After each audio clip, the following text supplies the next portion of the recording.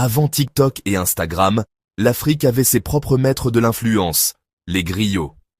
Ce n'étaient pas des créateurs numériques, mais les influenceurs originaux, gardiens des histoires et des mémoires. Dans un monde sans écran, la voix du griot était le centre névralgique de l'information, du divertissement et de l'éducation. Leur scène était la place du village, leur public, la communauté, et leur contenu l'âme de leur peuple. La parole d'un griot pouvait déclencher une célébration ou résoudre un conflit. Ils étaient des archives vivantes, des historiens et des commentateurs sociaux. Quand un enfant naissait ou qu'un roi avait besoin de conseils, le griot était là, reliant le présent au passé. Leur autorité venait de la confiance, pas du nombre d'abonnés. Les griots ont bâti des communautés, partagé des connaissances et sont devenus des voix de confiance, des siècles avant les médias sociaux. Ils maîtrisaient l'engagement, faisant résonner les histoires si profondément qu'elles étaient racontées pendant des générations. Alors que nous défilons sur nos fils d'actualité aujourd'hui, rappelons-nous, les griots étaient les influenceurs originaux, façonnant la culture avec le pouvoir d'un récit bien conté. Leur héritage nous rappelle que le besoin de se connecter et d'être entendu est intemporel.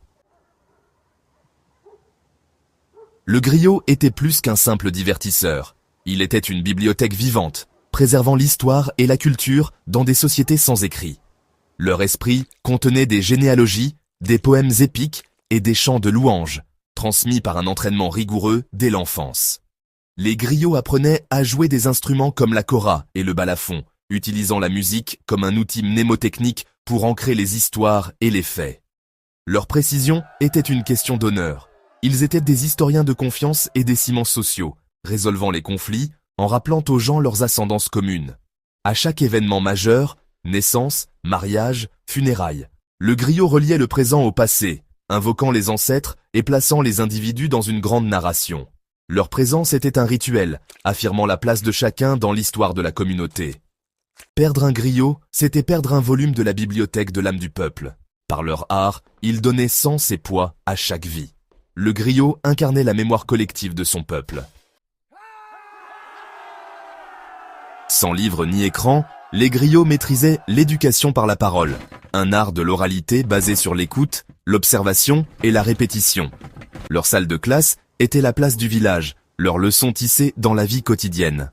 L'histoire prenait vie à travers des poèmes épiques, les valeurs étaient enseignées avec des fables et des proverbes. Apprendre d'un griot était immersif, les histoires étaient jouées, ressenties et mémorisées. La musique structurait le récit, rendant la connaissance mémorable et engageante. La répétition renforçait les leçons, chaque nouvelle